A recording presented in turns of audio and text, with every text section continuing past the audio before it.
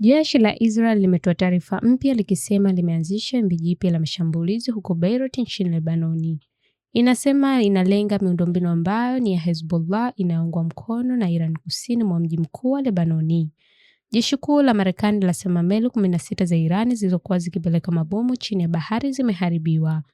Wakati huo, kamanda kuu wa Marekani CENTCOM inasema vikosi vya Marekani vimeharibu meli 16 za Irani zilizokuwa zikipeleka mabomu chini ya bahari leo karibu na mlango wa bahari wa Hormuz. VETCOM pia ilishirikisha video inayoonekana kuonyesha meli hizo zikishambuliwa.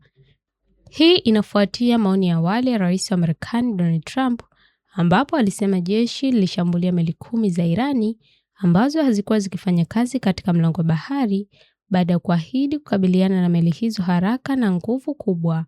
Kupita kwa meli kupitia mlango wa bahari, mfereji wenye shughuli nyingi zaidi duniani usafirishaji wa mafuta, kumevurugwa vibaya wakati wa vita vya Marekani na Israeli dhidi ya Irani. Ujasusi wa Marekani waliamini kuwa Irani ilikuwa ikijiandaa kupeleka mabomu ya majini katika mlango wa bahari wa Hormuz, mshirika BBC wa Marekani CBS News iliripoti mapema leo.